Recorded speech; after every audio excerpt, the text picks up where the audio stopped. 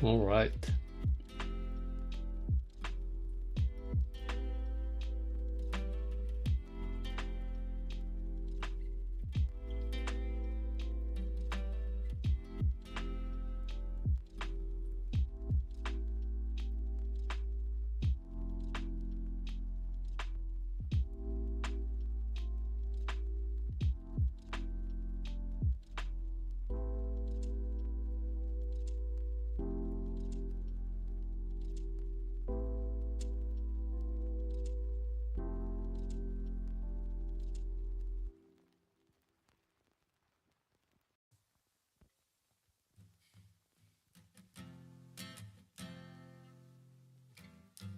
I'm always procrastinating.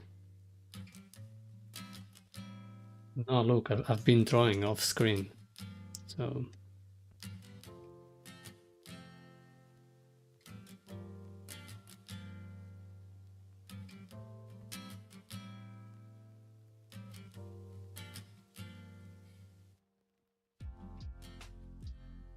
oh my god, Kyo is actually here. I have been blessed by the presence.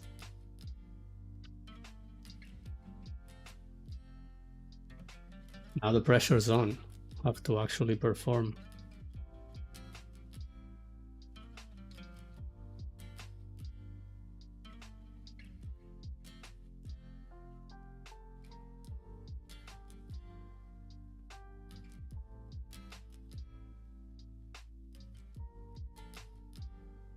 Yeah, I was wondering because at this time you're probably, yeah, like you said, you're working. I don't know what time is where you live right now. So I wasn't sure if you could actually catch up. It's so cool that you actually showed up.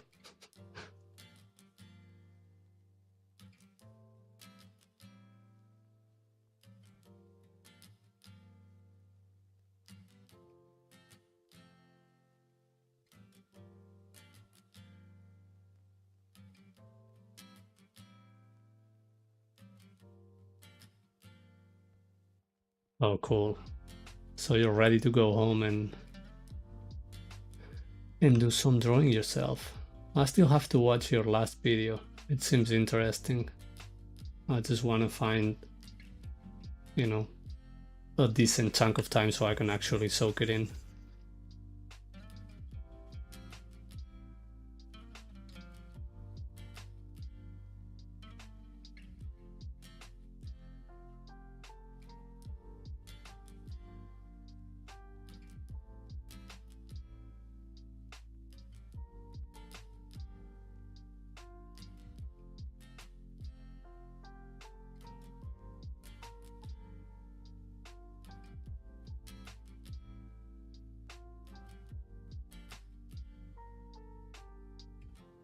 Two hours of drawing today. Did you draw in the morning? That's commitment. I like it.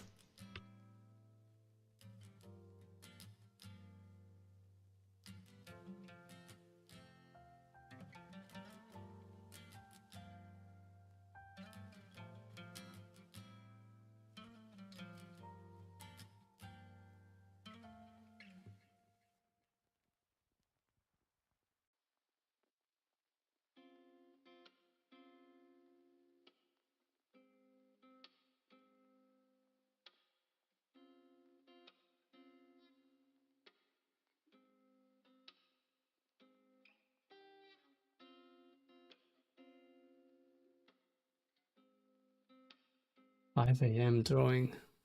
That's insane.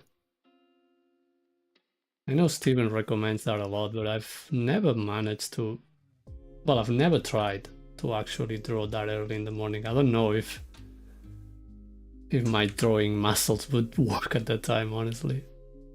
I'm okay waking up and going out for a run or bike ride or doing some exercise that early in the morning. That's fine. But drawing, I don't know if my brain is in the right mindset.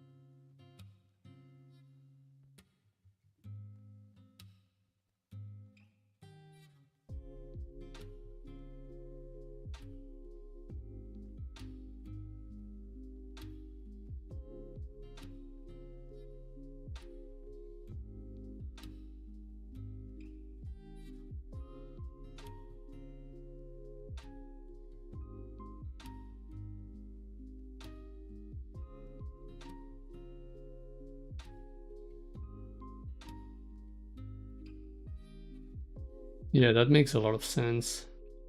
If you can actually just use your fresh mind and all your good energy to put into your drawing instead of just getting home late, tired, and start drawing like a zombie.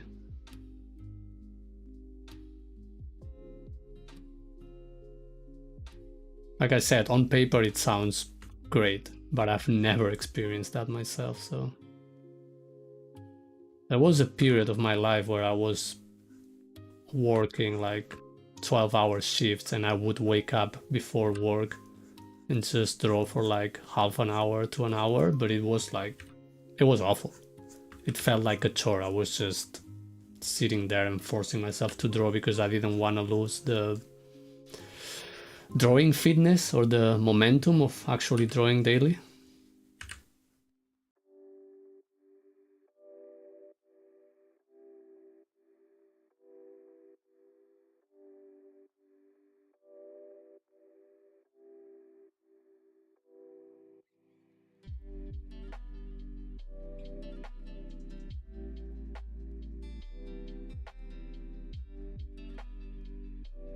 Yeah, 12 hours. It was pretty shit. Like it was during COVID also. So the place I was working was a food processing factory, whatever you call that. And they had more work during COVID than during regular times because most people were just staying home and eating more, I guess, processed food. So they needed to pump up the production.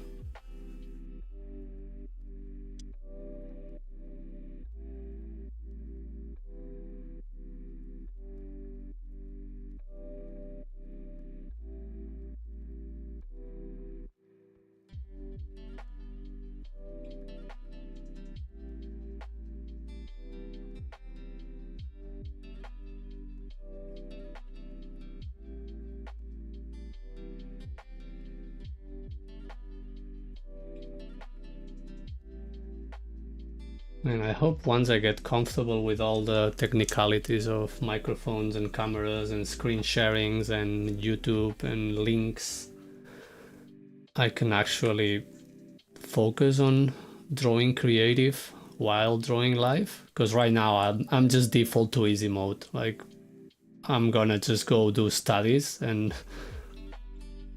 because they don't require half the brain power as drawing creative. But it feels a little bit like cheating. It's just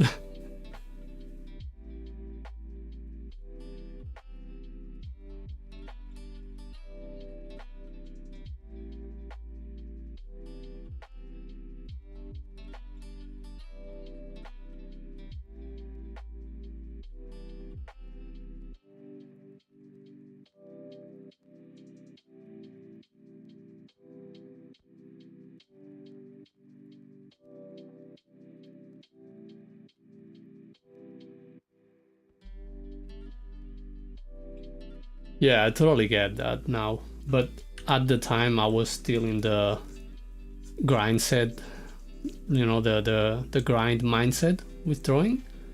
And I had just been studying like hardcore skills, like all my perspective and rendering and all that stuff. And I was treating art like a high performance sport. And for me, just not drawing every day was almost like a sin. Nowadays, I don't really feel it's that important. I feel like it's a lot more important to, like you said, have curiosity or the will to explore something, an idea, or a particular technique or a particular drawing or concept. I think that's a lot more important to go into the drawing board with that mindset rather than just plainly I'm gonna draw every day because this is what I do.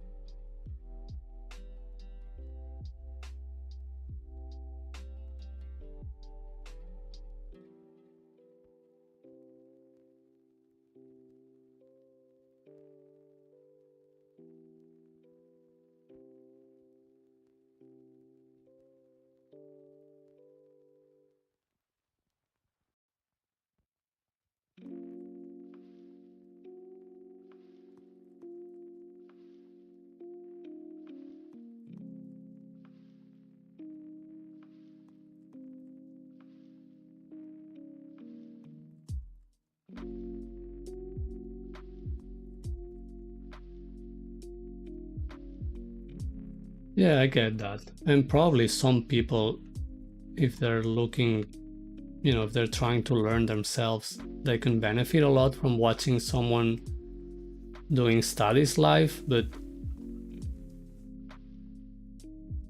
in this particular case, I feel like, hey, Kyo is actually taking some of his time to watch me, so I think it would be cooler if you could watch me work on a project or something I care, rather than just, me drawing random lines. Although, at the same time, like, whatever we draw, we all do it differently, and each one will do studies on a different way, so I guess it's still interesting.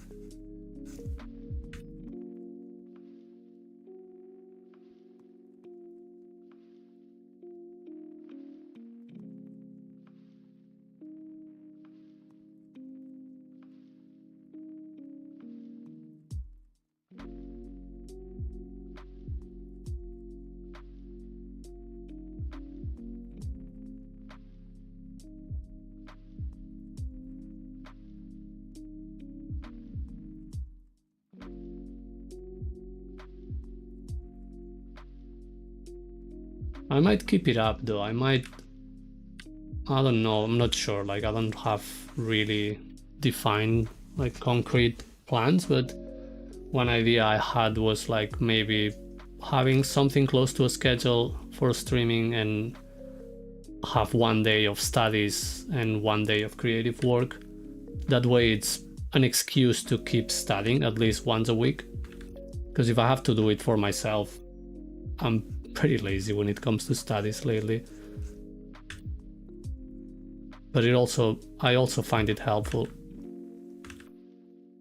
The idea of just drawing something you don't usually draw, even if it's not related to your project or whatever, just as a little bit of a challenge.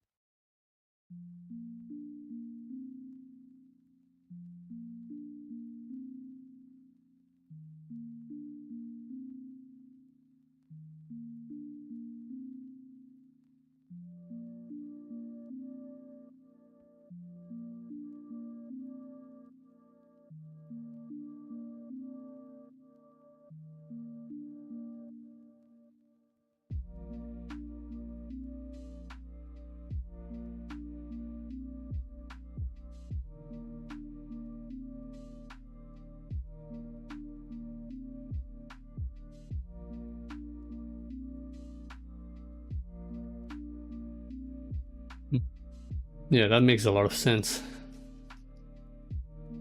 I do that too as a viewer. That's completely true.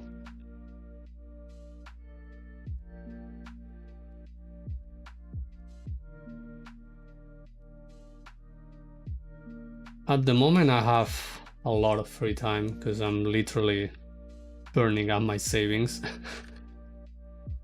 So I can probably try and arrange a schedule that works, but I will have to go get a job soon. This is not sustainable. But that's why I want to take advantage of the free time I have right now and do as much as I can.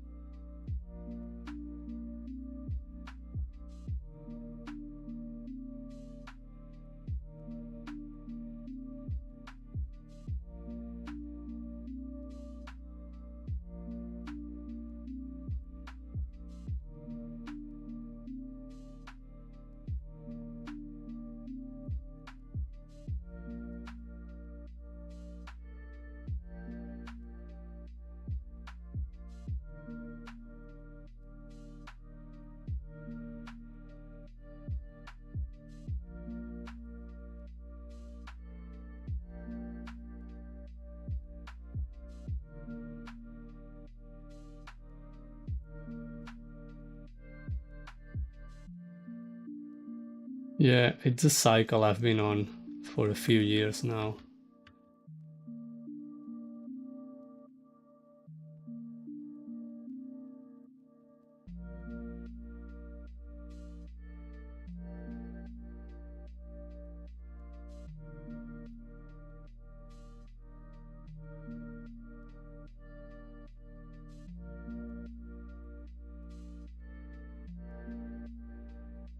I'm also planning on making some videos and stuff. I've been writing a lot lately, and all this messing around with cameras and stream settings and recording myself drawing and all that, it's kind of, you know, giving me a little bit of motivation to actually, I don't know, I'm starting to find it genuinely interesting.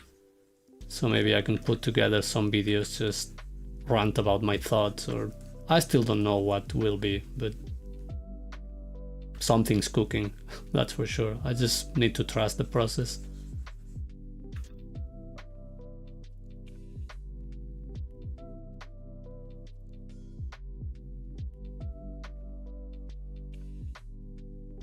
And so far I'm liking this idea of streaming on a regular basis. It's giving me a degree of accountability that I think it's important.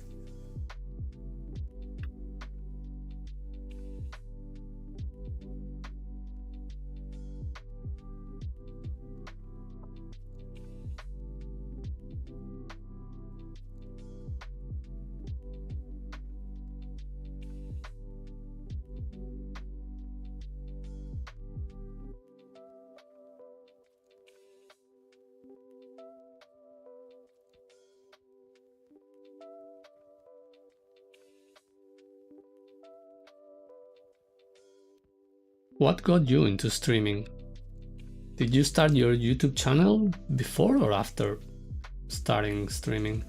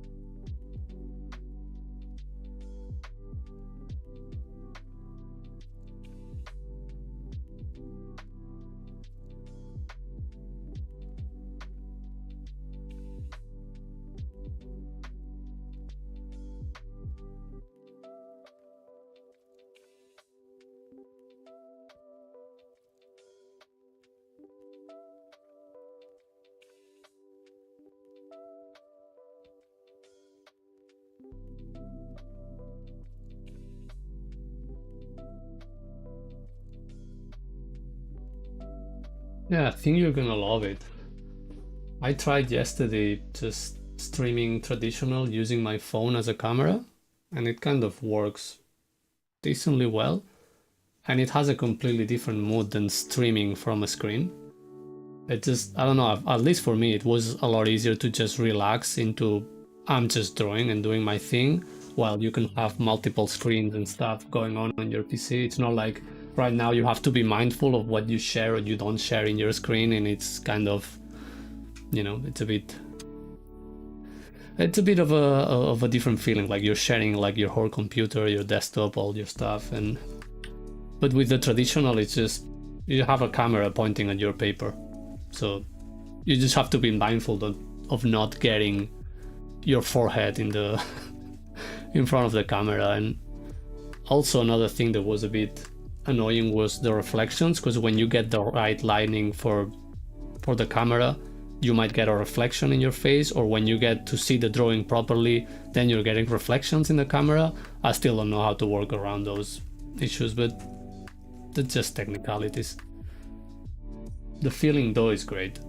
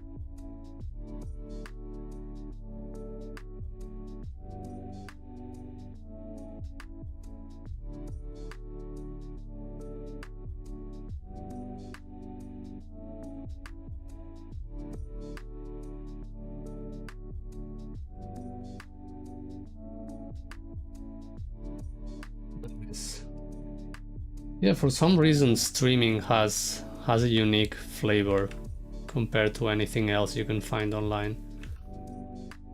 Like you said, it's just a way, most of the times it's just a way to have some virtual company, but it's actually someone on real time that you can decide to interact or not. But it's, yeah, it feels a bit more real than all the other stuff.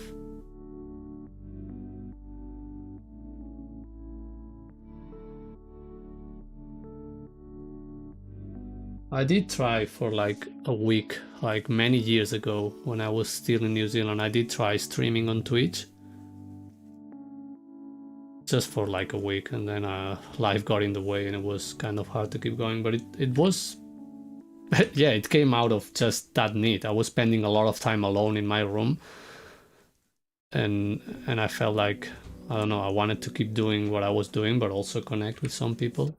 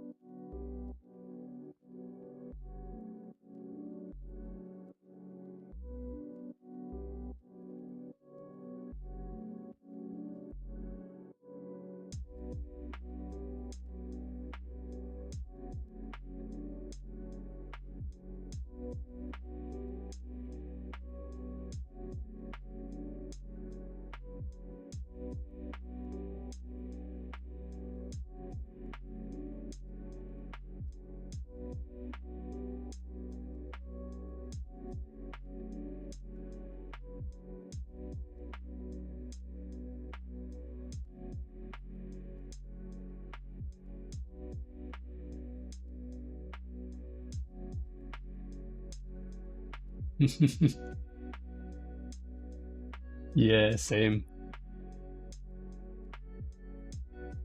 I'm really attracted to the idea of having, you know, just a few, like even if it's like one person or two or three, like someone that is active in the chat, asking questions or telling me things, so I can actually talk about art and talk about myself. Because usually I'm the guy that just sits in a corner listening. I'm not usually the person talking, so the idea of actually having a place where I can quote unquote be in the spotlight, it's kind of attractive, to be honest.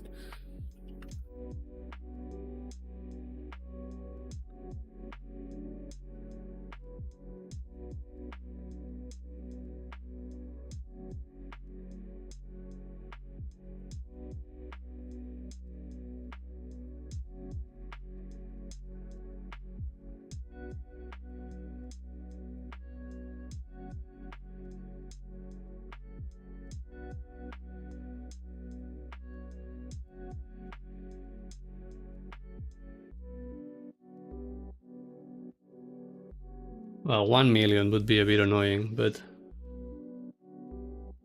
one or two questions are okay.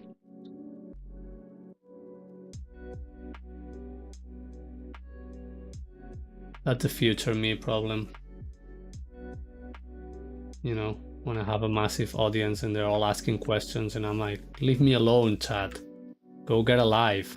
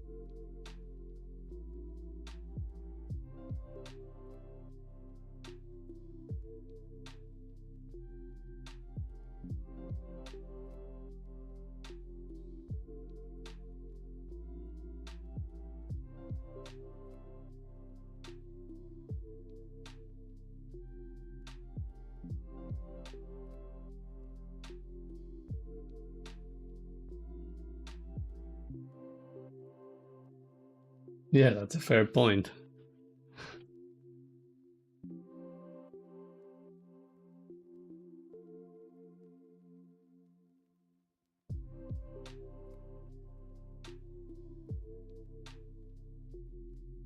Yeah, and that's one of the thoughts I started having, because obviously every time you try something new, you feel a degree of anxiety, and the idea of streaming was kind of starting to give me anxiety, because I have been building up to this moment for probably months. Like, yeah, I talked about it with Jay and Tarek, and I told them, like, hey, I've been thinking about doing this. I've been buying the camera, the microphone. I've been setting up OBS, and I have never actually clicked the button of the go live and just do it. And the idea of doing it was giving me more anxiety than the actual fact of doing it.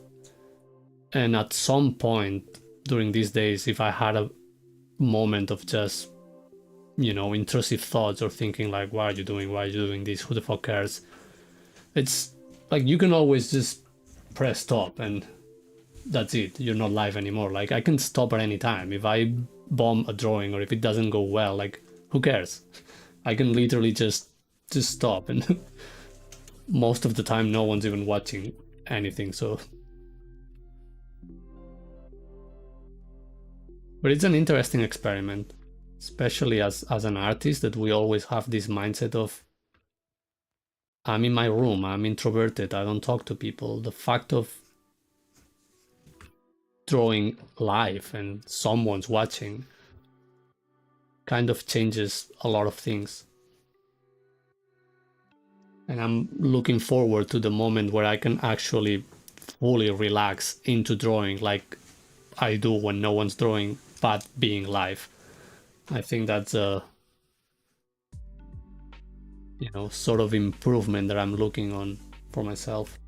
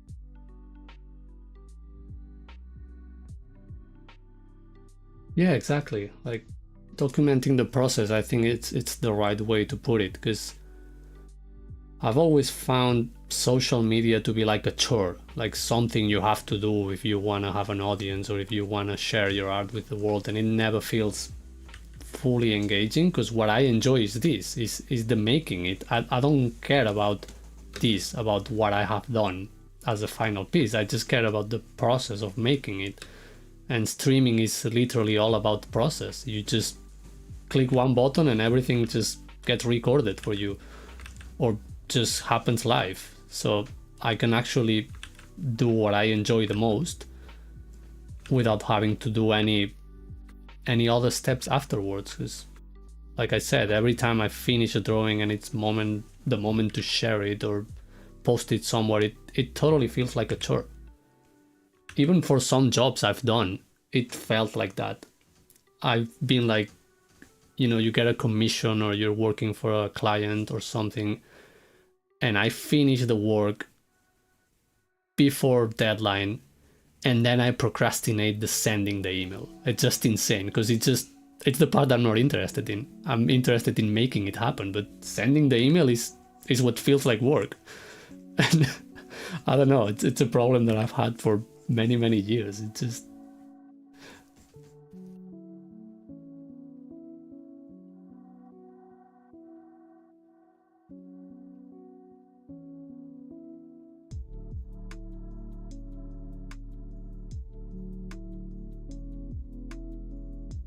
my only issue right now with YouTube is that YouTube is a great platform for a lot of things, but I don't think it's great. I don't think there is a way on YouTube to be discovered or for people to find you if you don't have a following. You know, if you make videos, obviously, and if the videos are good, YouTube somehow is gonna try to push that to whoever the algorithm thinks that's interesting to. But a stream, I don't think there is a section on YouTube where you can go and, hey, who is live? What are they doing? And just, you know, it's different. In Twitch, you can do that. You can just go on Twitch and click who is doing art and just filter and be looking at people. There is people with thousands of viewers and there is people with no viewers, and you can just look up for people that are actually streaming to no one.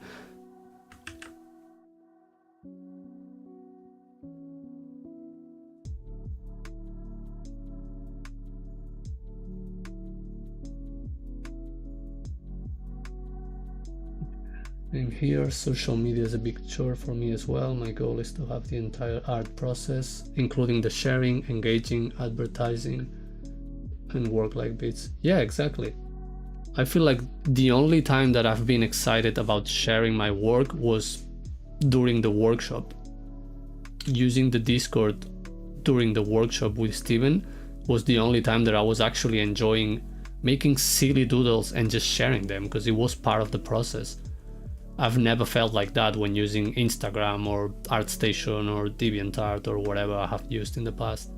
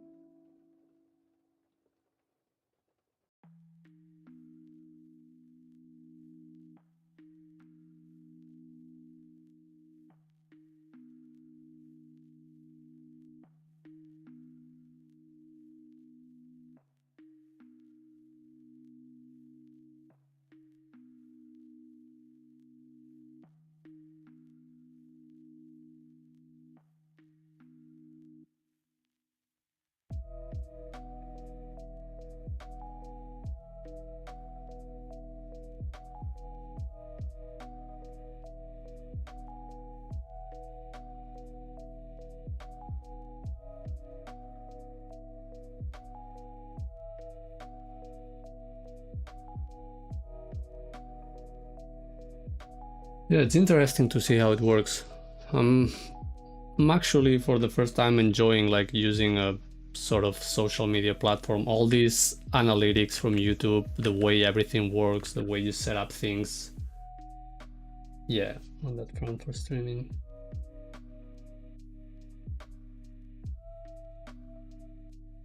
Yeah, totally. I feel like it's a lot harder to get discovered while you're streaming, but you are a lot less likely to find trolls, because on Twitch it's really easy for some random just to decide to go show up and be annoying in a channel. Here on YouTube, it's highly unlikely that someone goes and finds your stream when there is like 10 people watching you, best case scenario, and just goes there and starts being annoying, because why would you do that? Like it's too much work.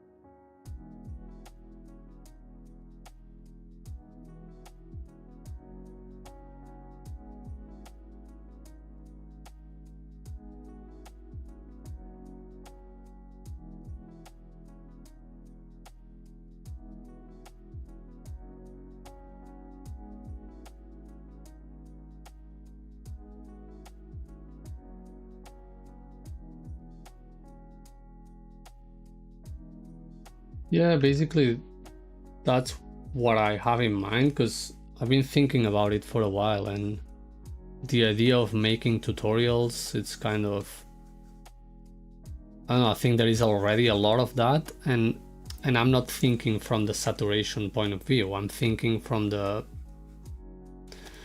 I mean, it's not like there is nothing I could teach to the world that anyone has taught before, or that I could, I could totally do it on a different way or give it a different spin, but that's not my issue. My issue is that there is not enough of the other thing going on online. It's, it's the same thing we talk with Steven, or you talk in your videos, that everyone opens YouTube and all they get is like, here is how to draw, here is how to do boxes, here is how to do perspective, here is how to do these fundamentals.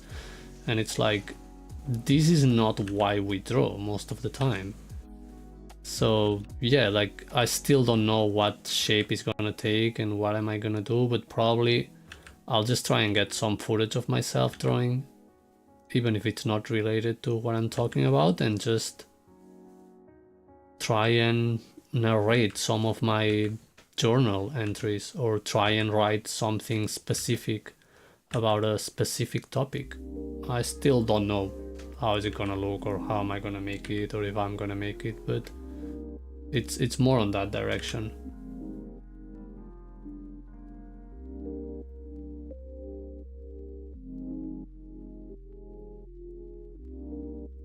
Like on the personal side rather than the technical side. And if I do go the tutorial or technical or sharing, teaching things side, which I'm also interested, but I'm more interested from the point of view of, if someone has a particular question, if someone has a particular doubt, try and resolve that, rather than just me teaching random stuff to get views.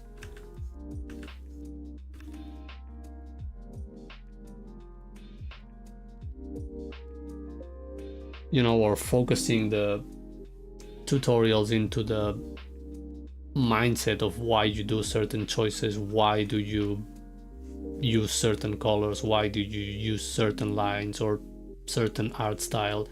I don't think there is not a lot of talk about that, and that's really important. And a lot of people totally miss the point. A lot of people just see whatever is trendy on social media and think that that's how you have to paint, or that's how you have to draw, and that's the opposite of why we make art. Like, you don't make art to be like everyone else. You make art to have a particular view that no one else is having, and no one really chases that. Or of course there is people chasing that, but not from the beginning. There is like this notion that you have to get to a certain point, or that you need to know certain skills or certain techniques before you can actually consider that as an option. And that's the opposite of how it should be. And yeah, I'm saying that because I hear Steven and you talk about that a lot, but I'm also saying that because of my personal experience. When I started drawing comics when I was like 8 or 10 years old, I didn't have access to anything, any learning material or anything, but I was just drawing my stories because that's what I would care about. And I feel like a lot of people nowadays, they don't have that. They just skip that. They just go to Gumroad or ArtStation or whatever. They get bombarded by thousands of tutorials and videos. They start drawing boxes and drawing anatomy and drawing things. And it's like, yeah, but why are you drawing? Why do you want to draw this? What do you want to tell with it? Yeah, let us push against the abundance of free instructional art content made because it's relevant and does well. Yeah, exactly. Like, I feel like a lot of, and it's not a criticize to any particular YouTuber, but a lot of YouTubers are like, let's make a YouTube art tutorial every week because this is what gets me views and this is what gets people engaged. And it's like, you're constantly telling people you don't know this or you're doing this wrong.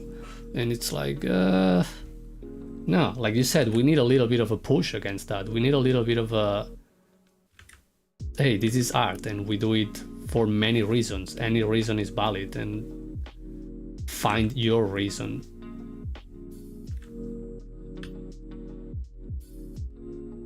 And especially the tone, because it's usually the tone with the modern day of social media and what gets engaging is that almost going against you. Like you see that a lot in every single thumbnail, and I get it, it does well because people like to be challenged and people engage with things that makes them angry. But almost 90% of tutorials you find online, it's like, you're doing this wrong, you've been doing this wrong all your life, this is not how you do this, I'll show you how to do this. Like, how about, hey, this is how I do things, maybe you find it cool. I know it doesn't sell as well, but you know, I want a little bit of that. I want YouTube to be a place like that. I enjoy a lot when I watch people just making things because they want to. Like, they're not telling you, hey, this is how I'm gonna build this stupid project I'm doing with Legos because you're doing it wrong. No, I'm just gonna do this stupid project with Legos because because I think it's cool and no one has done it before. And I feel like we could do something really similar with art.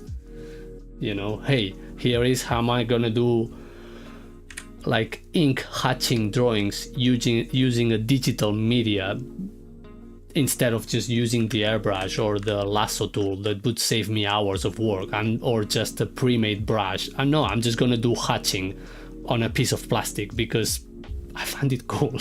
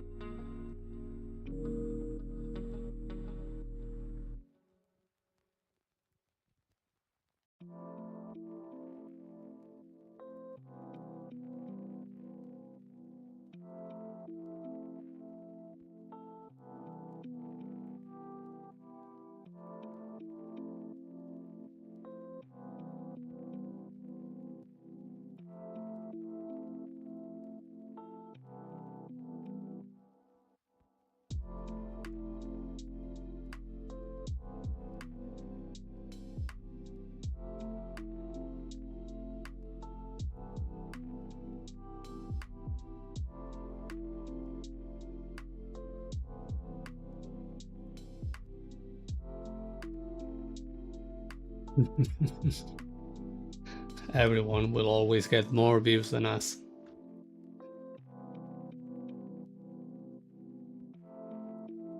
Like that's the thing, and I get it, but you know, if I was a 20-year-old and I see the opportunity of making money with something like this, and yeah, maybe you can push things that way, but because you still don't know who you are and what you really want and what you find interesting. So yeah, why not enjoy the ride and try and make some money?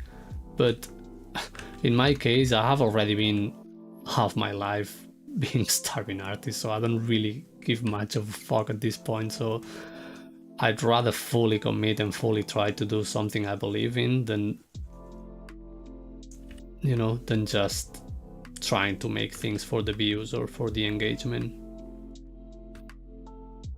Which again, probably people doing that don't really do it just because of the engagement, or maybe, but I don't know, maybe they genuinely believe that's the best thing they can do.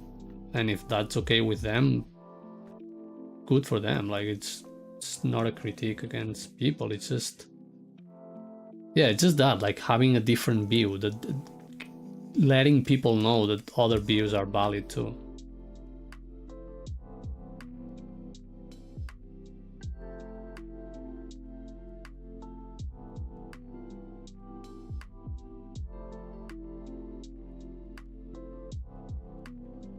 In that sense, I feel like all this AI shit and all this progress that we are seeing in a lot of areas is almost good, because it makes art more relevant at a personal level.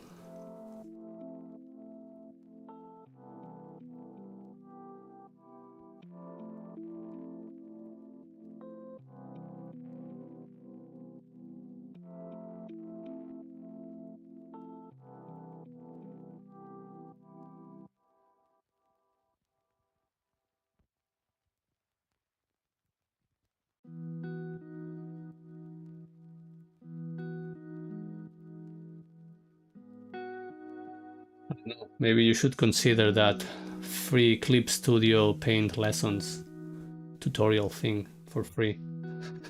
You would get a lot of views.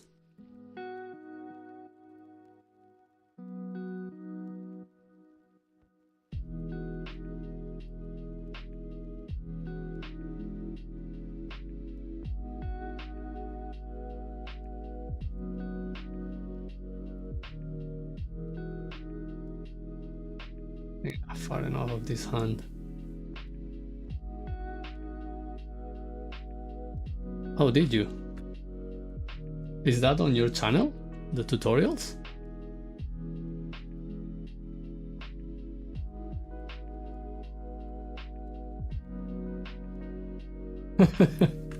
Yeah, of course.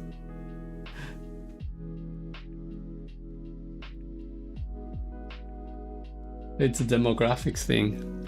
Most viewers are actually beginners, and newer generations are always coming up and they're always starting from the bottom up, so you're always going to get more engagement on the basic stuff.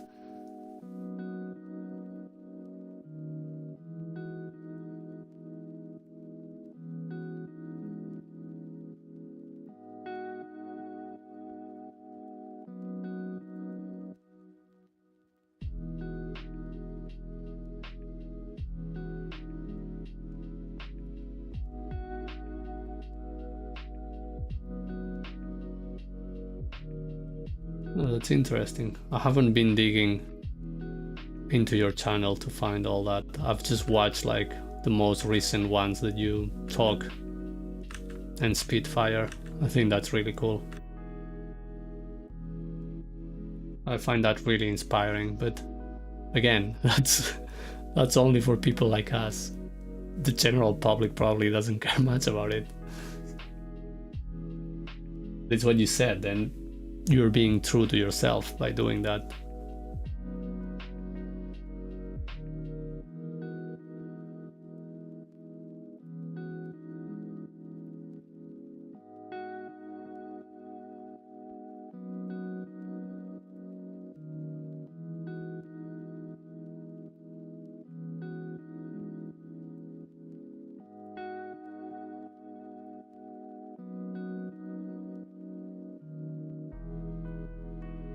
Have you ever done some sort of private teaching, mentoring, or something like that? I feel like in that area is where we have a little bit more of a, a bit more of a chance of actually sharing all these, because you can still teach technical stuff, but you do it at a more personal, less generic level. Yes, now focus on making copy for myself and the dream imaginary.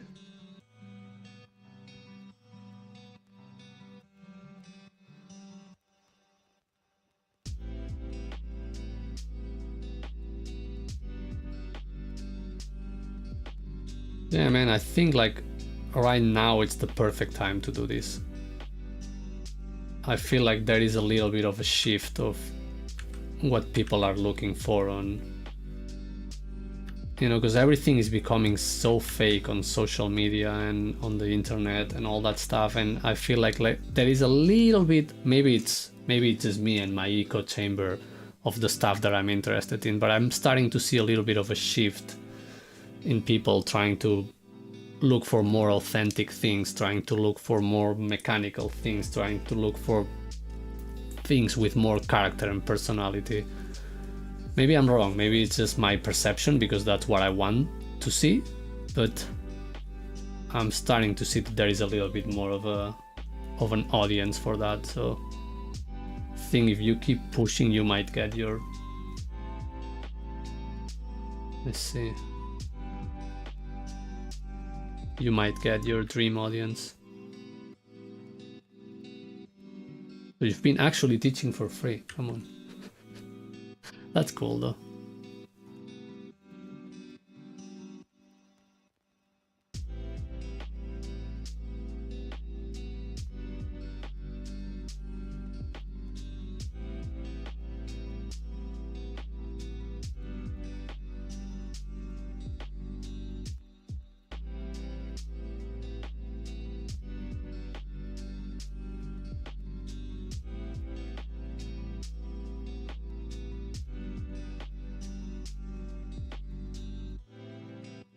Yeah, exactly. When you're streaming, if someone asks you a technical question, then you feel like you're talking to someone and you are solving a problem for someone in particular, rather than that's imagining it. So yeah, there is a shift. It's not just me. Great. Now I'm not the only crazy person. There is two of us.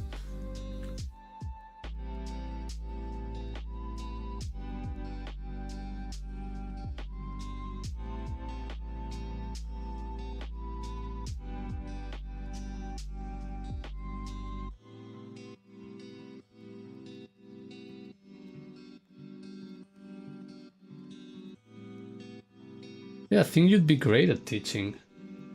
And you have a decent amount of people on your Discord as well, so maybe there is people interested in learning from you. Maybe you could try a test run or something. Even if it's for free, like you said, you know, like maybe make a little bit of a test, like grab a few guinea pigs and be like, hey, we're gonna be doing this for a couple sessions and see how they feel, how you feel, how it works. I don't know, maybe that's something you have already done on your free teaching that you mentioned before. I think those experiments are fun.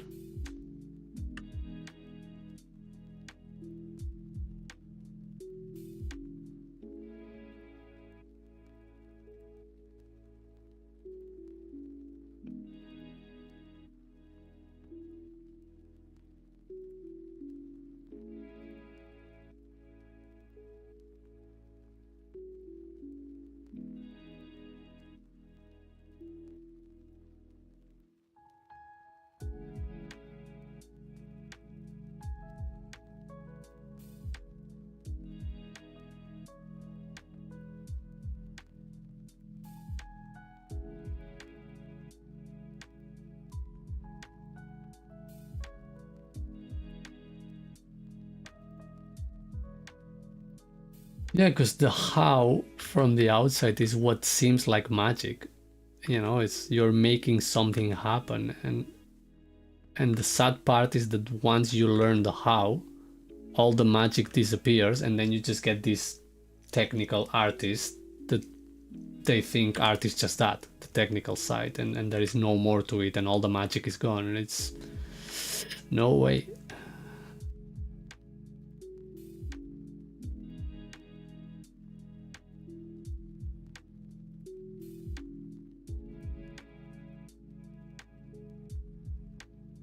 Oh, that makes sense. Yeah. Only dive into it after there is a consistent demand.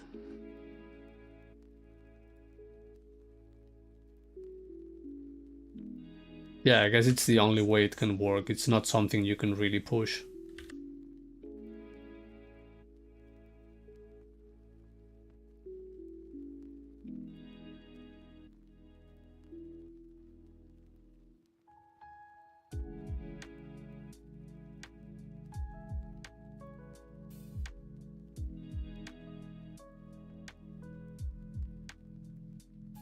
Just a matter of time.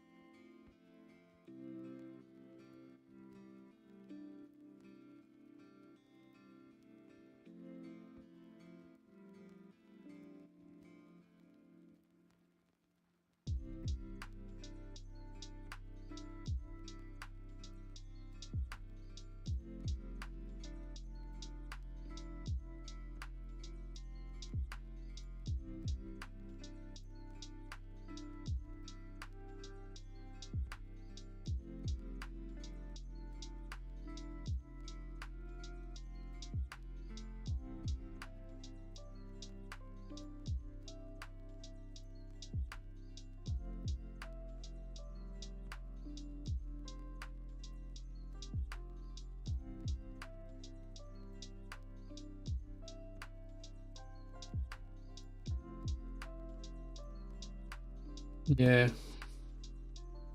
especially like that's the key, like being an artist online, there is only so much you can do. Like there is a degree of things that are really not up to you.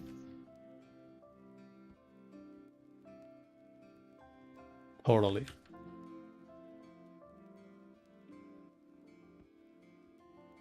Still a lot of work, like you put as much as you can out there and in the best way possible, but there is a degree that is totally not up to you.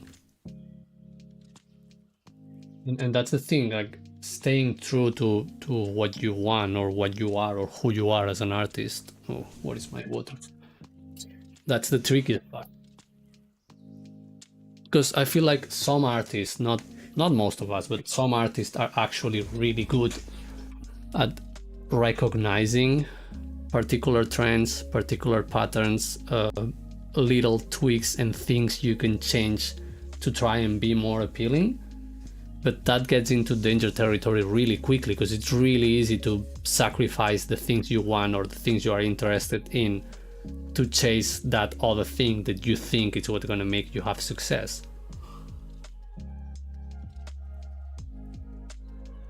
And I think a lot about it, you know, like those, it's a subtlety game. And I feel like if we approach it that way, if we approach it as a subtlety game rather than a hardcore game, we have a lot to gain because art is all about subtlety, you know. I don't know, if you think about little things, like I could draw with a pencil on paper, but it's a mechanical pencil and it's like 3 millimeters thin. So when I do that in front of a camera, it's really hard to see. You share that on a video and there is very little contrast, very little things to see, and it's less likely to be engaged. But if you grab a brush pen, the line's thicker and darker, there is higher contrast. So, you know, like little things like that. Probably the brush pen is more successful to share on a video on white, you know, like it's just a silly example, but all these little things can help you tilt the balance. Obviously, if you want to do pencil drawings, you will go and do pencil drawings, and you know, Steven does pencil drawings and he does pretty well. But if you think about Kim Jong-gi or other artists that do similar things, there is a reason why they chose these materials, because they do a lot of teaching and they do a lot of online stuff. So when you're working on a whiteboard using a thick black line and working on line art, it's a lot faster and it has high contrast. So if you can tweak little things like that, you might have a better chance of not finding success, but tilting the scale a little bit on your favor.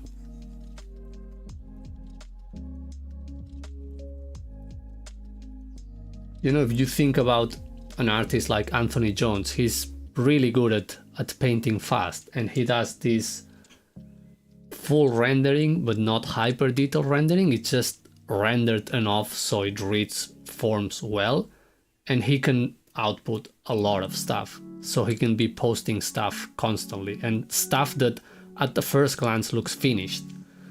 So, and I feel like those artists that can actually find the balance between doing cool things and what they want, because I don't think Anthony Jones is just, you know, prostituting his artwork in terms of making it more appealing to social media, but he's certainly doing the stuff he likes because he's into monsters and doing cool creatures and cool designs, but he's also doing that in a way that it's compatible with today's social media. And I think that's, and I'm just oversimplifying things, but I think that's an element of his success, because he found that balance between drawing what he wants in a cool way and being able to present it fast and in a flashy way in front of the audience of today's. In a different time and age, maybe he would have not been successful, or maybe he's smart enough to figure out a way to be successful under any circumstances. And that's the stuff that keeps me awake at night, you know, those little things. It's like, how much can I push things, how much can I tilt things in my favor without sacrificing the things I want to do. And I feel like those are the things that I really want to write about, and those are the things that I want to share and I want to talk.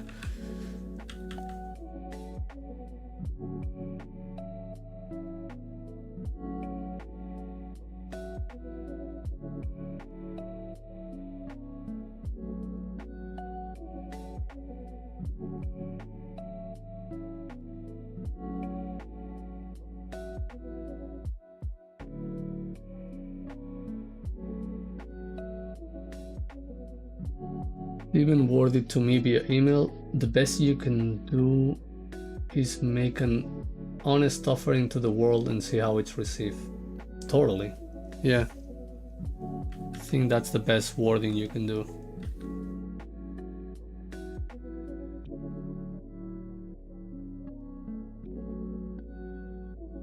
Yeah, he said something similar to me in an email because I was having doubts about my project, about me not taking advantage of the workshop in favor of my professional career, you know, not using his knowledge to make a portfolio and get jobs instead of just doing my silly project. But he was like, you never know what's gonna happen. Like you might get more success out of your personal project than any portfolio you design with any other artist.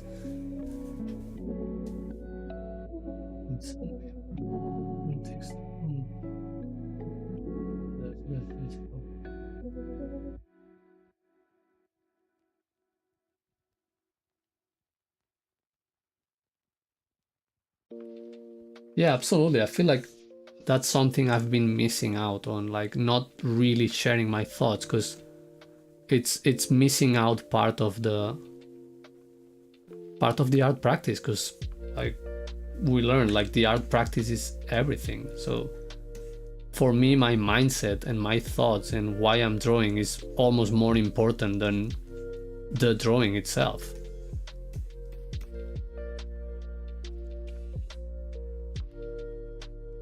And I feel like I have higher chances of not even success, because it's probably not the right word for this, but I have more chances of reaching people and be appealing if I'm sharing the full of myself, like if I'm sharing everything about myself rather than just the drawing. Because, you know, the drawing is just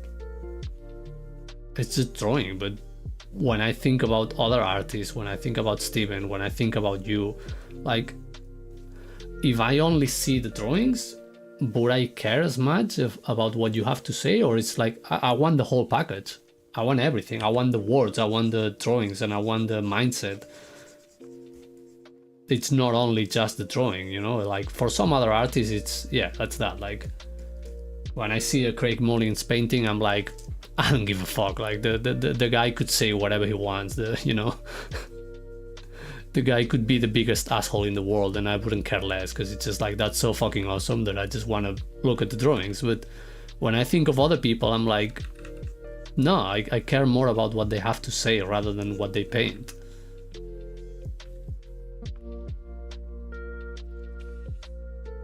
And I feel like that's a little myth that I have. You know, I still have a little bit of that, but I had most of my life that I just wanted to be like that badass artist that doesn't need to talk or say anything other than just, you know, I'm gonna let my work speak for itself. And it's, yeah, that's cool, but first I need to figure out a lot of things before the work can do that for itself. I feel like the people that managed to do that, they were not even looking for that from the beginning. It's almost like a byproduct of their art practice.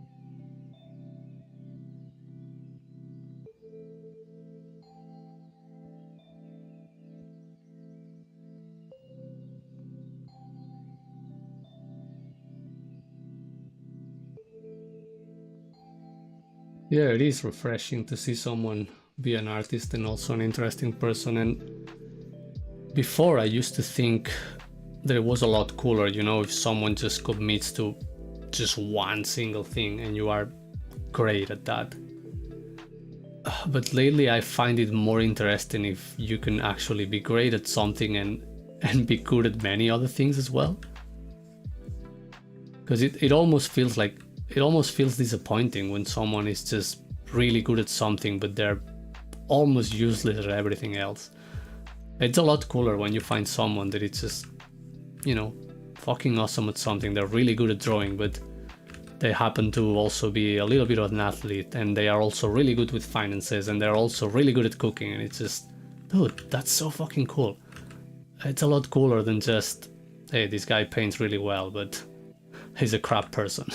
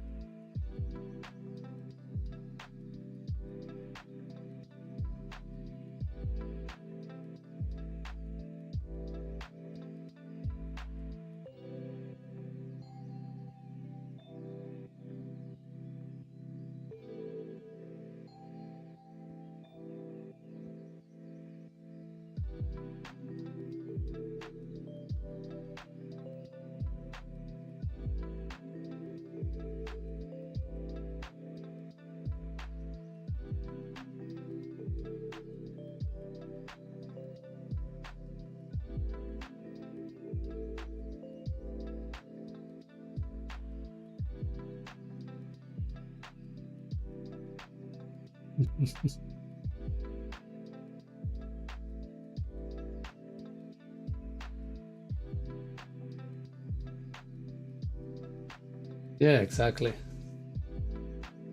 100% of their eggs in a basket. And that's one of my biggest takes of the time I spent in New Zealand. That it's having life experience totally changes you as an artist. And that's something I was missing. You know, before that, my life was just either me playing my bass, that it's probably sitting behind me somewhere over there, or me just drawing. And like you said, spending 14 hours a day in a room, just indoors. And after traveling the world and living in a band, meeting people, going to crazy places, it totally changed the way I approach drawing and why I draw or anything at all, because now it's a choice. Before that, it was the only thing I knew. Now I'm doing it because I really want to do it. If not, I'll go do something else.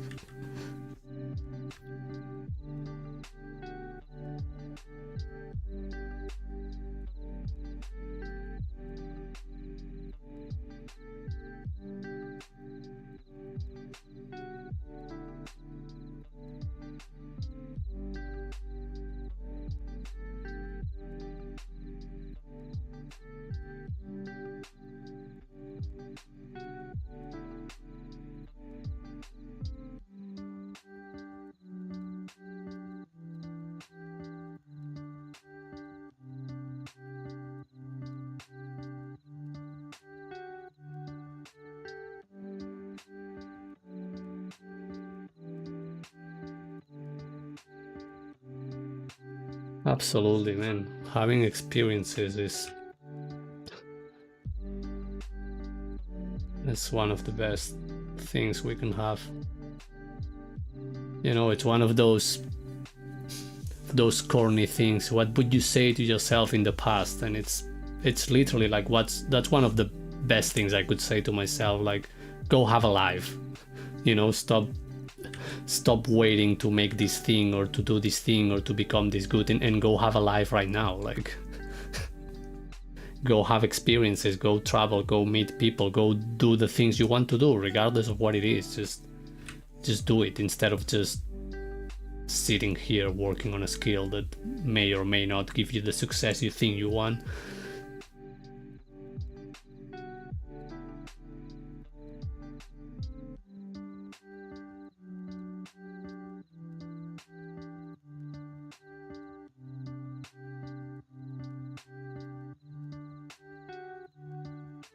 And I never got to ask, what country are you from in currently, if you don't mind? Oh yeah, I don't mind. I'm from Spain and now I'm back in Spain. So yeah, I've been here for how long? When did I come back? Oh man, time's flying. Been here for a couple years already. 2 or 3? I think I came back in 2022. So yeah, it's been a couple years already. 3 actually. This is the 3rd.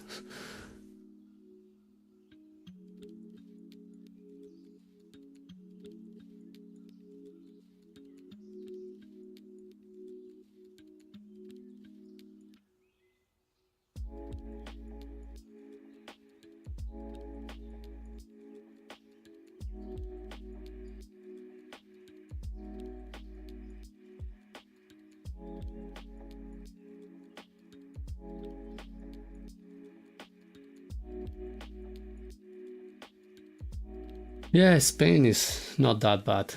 Used to complain about it a lot, but after being on the other side of the world and after visiting a little bit of Europe as well and being here and there, we don't have it that bad here compared to the rest of the world.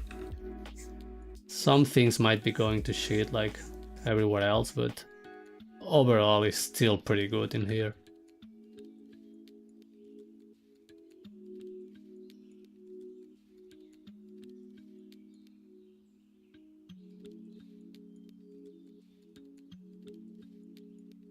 And if you are considering holidays, it's it's even better. Like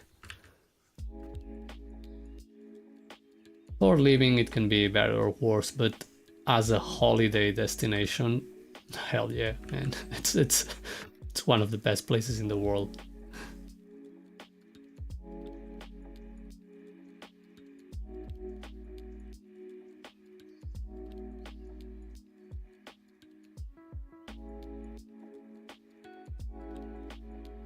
You ever been outside of the States? Because I know it's pretty easy for Americans to just stay in America, because you have God knows how many states with completely different laws and landscapes, and so it's almost like traveling just within the country is an experience on its own.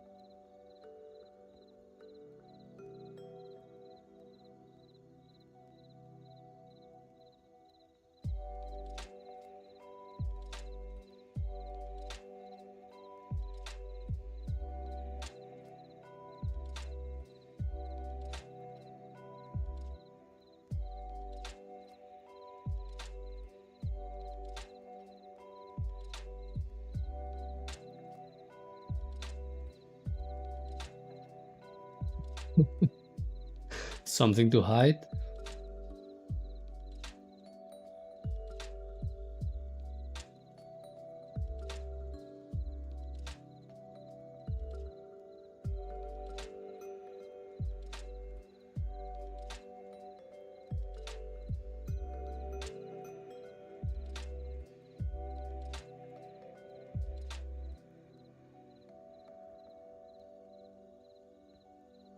Let's see, we could blame YouTube.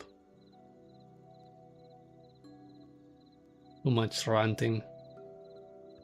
Spitting fire detected.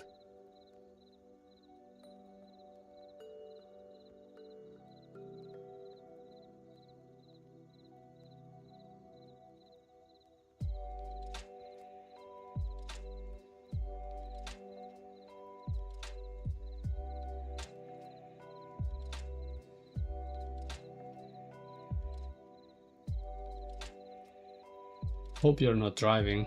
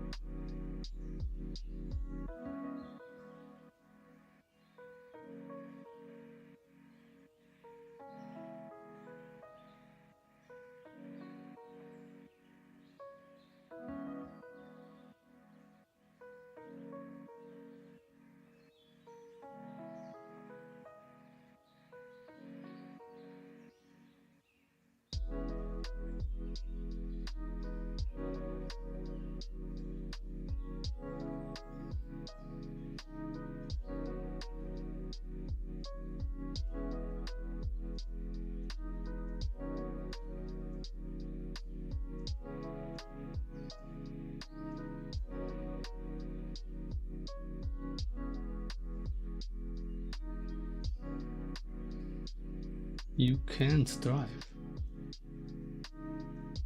Why won't you drive, if you don't mind me asking?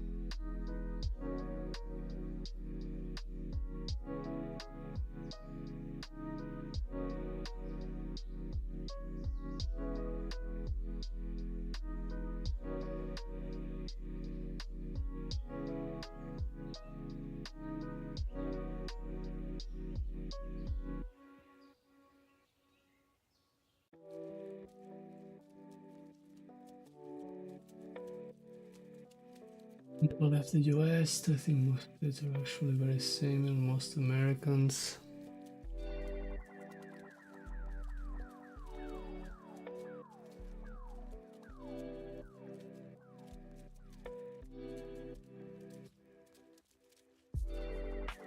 Yeah, I feel that.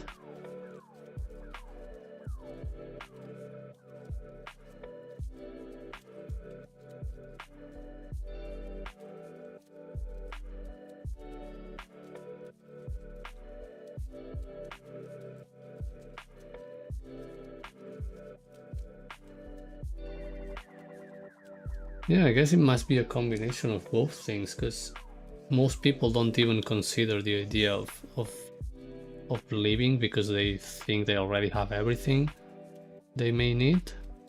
And on the other hand, I feel like the rat race is a real thing in the States. Like, usually people get in either in a lot of debt or they just live paycheck to paycheck, and you cannot even consider the option of doing anything else, otherwise you won't have a place to go back to.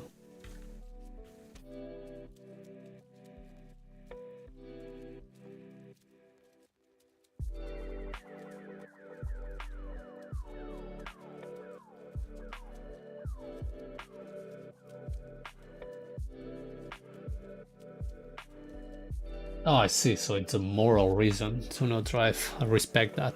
That's fucking cool.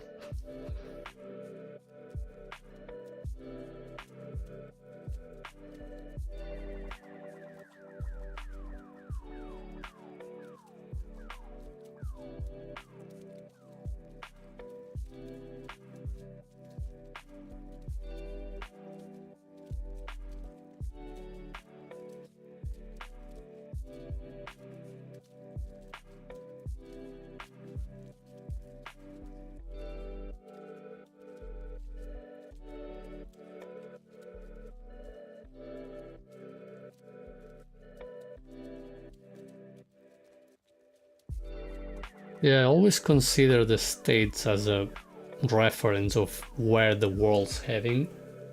And I feel like, sadly, Spain's going a little bit in that direction too. Probably like 20 years after, but soon we're gonna be a real similar space. I felt like most people from my generation won't be able to buy or own a house. Like, it's not even an option for them. And probably in a few generations people are just gonna be like in that place where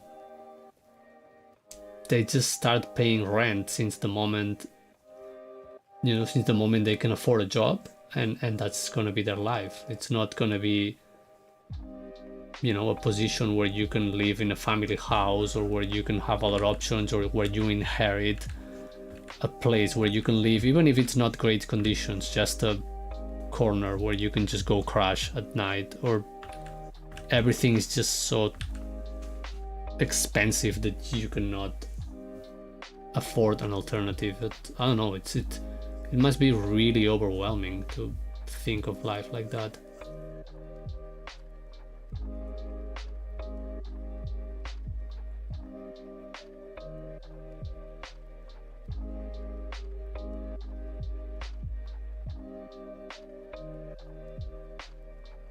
But I guess it's also a mindset. I just don't know how bad it is over there, because I saw a little bit of that in New Zealand too. For me, it was like exploration heaven, because you can find a job if you don't mind doing anything. You can find a job super easy in New Zealand because they really need labor, they really need workers, because most people from the country don't really want to do all of those minimum wage jobs. So it's really easy to travel around the country and find a job quickly if you want to get some cash. And for me, since I was traveling, I had options to live like really cheap. I was living in a van, or I was just maybe rent a room, or grab a tent and go camp in the mountains or stuff like that. So I could live really cheap. But even there, where there are all these options and opportunities, people were really stagnated in this mindset of this is what I do, this is my job, this is what I spend my money on, and they were there trapped in the rat race, like I said. I really want to explore though. My partner is actually super interested in visiting Spain. I'm personally not sure where to visit. Yeah, man, you should totally do it. Like, as soon as you have the opportunity, or, you know, without doing anything crazy or putting your finances at risk, but just go for it.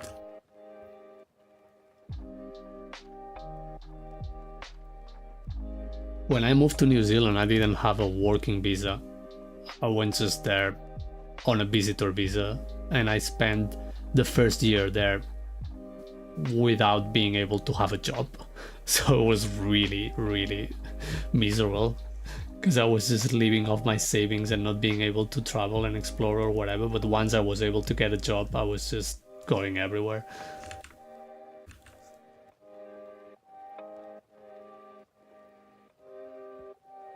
But again, I always had a place to come back home in Spain, so there was, you know, at any point I could be like, okay, whenever I'm done with this, I can go back. If you don't have a safety net like that, it's really hard to do a step like that, because then you're always on your own. So I don't know how realistic is that for a lot of people.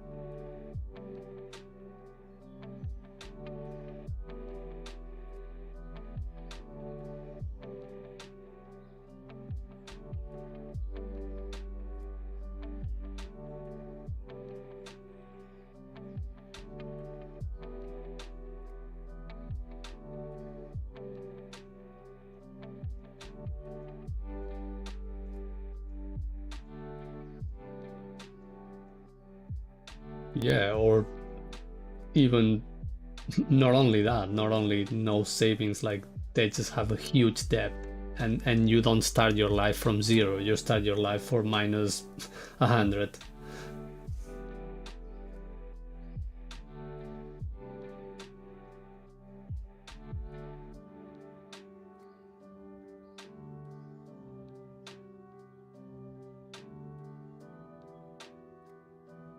I feel like that's the biggest difference. For me, it's not like I had or I have anything. It's just I don't owe anything. So I don't own anything, but I don't owe anything to anyone. So for me, it was really easy to make the decision of like, I'm gonna try this because I'm at zero. Worst case scenario, I will end up at zero again. So it's only growth. But if you start at minus 50 or minus 100, I don't know, it probably destroys your mind. I don't know how I would handle that.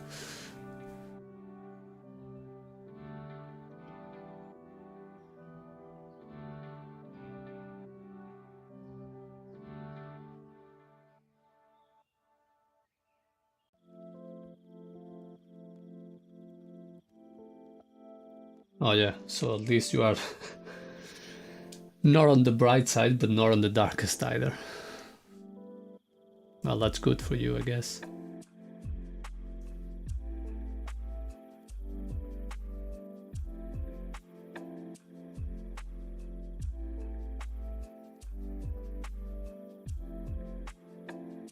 And the good thing is you are a creative person, so maybe you can find a way to make it happen. Like, of that I'm sure. Like, things are never going to be the way you want them to be or the way you imagine them, but you can make it happen in one way or another if you don't mind making some concessions. I think that's the biggest part some people miss, you know. They have an idea of how you have to do things or what you need to happen in order to make that thing happen, and maybe that's not the way you can do it. Maybe you have to think of an alternative, or, you know, it's gonna take a different shape.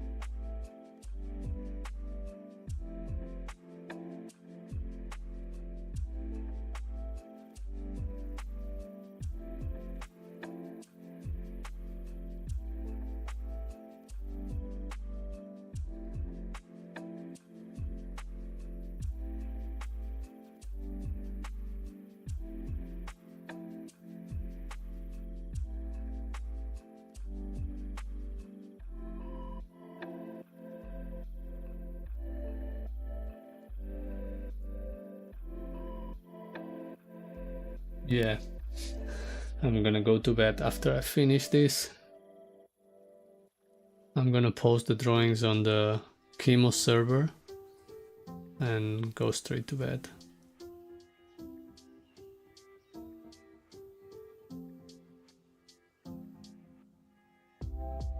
Didn't want to stream this late, but yeah, I spent the afternoon climbing, so I guess that's good. Doing something other than drawing.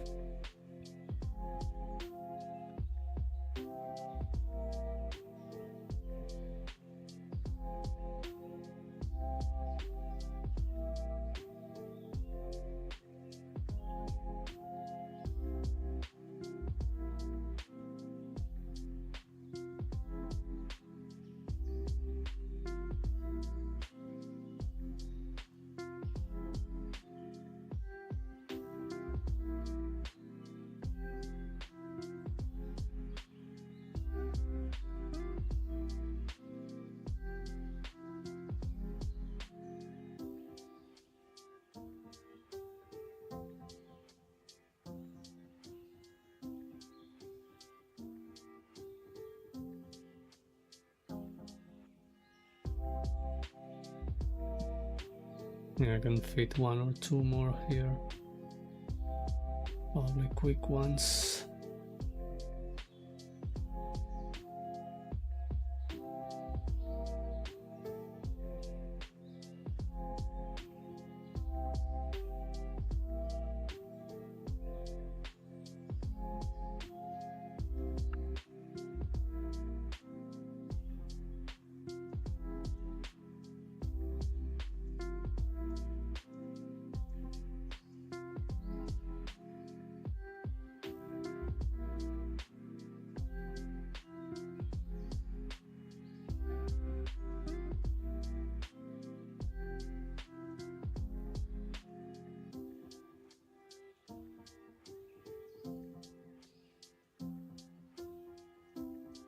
What's your plan?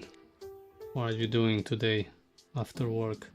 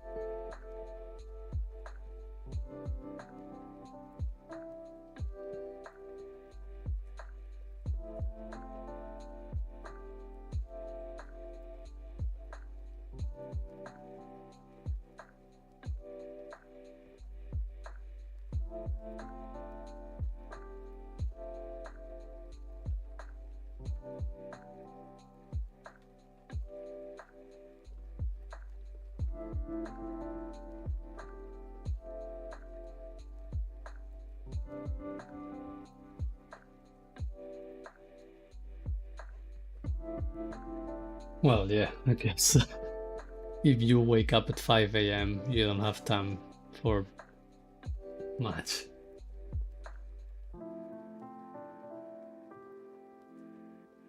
Yeah, I figured.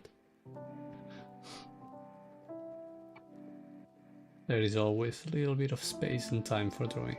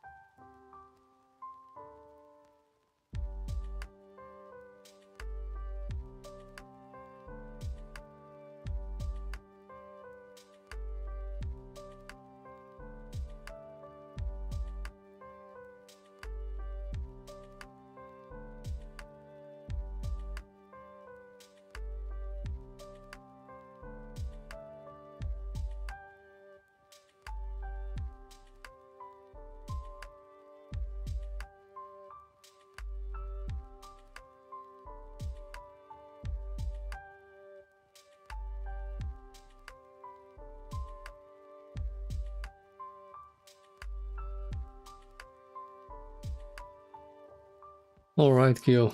Thank you so much for showing up and giving me the full streamer experience. It was really cool hanging out.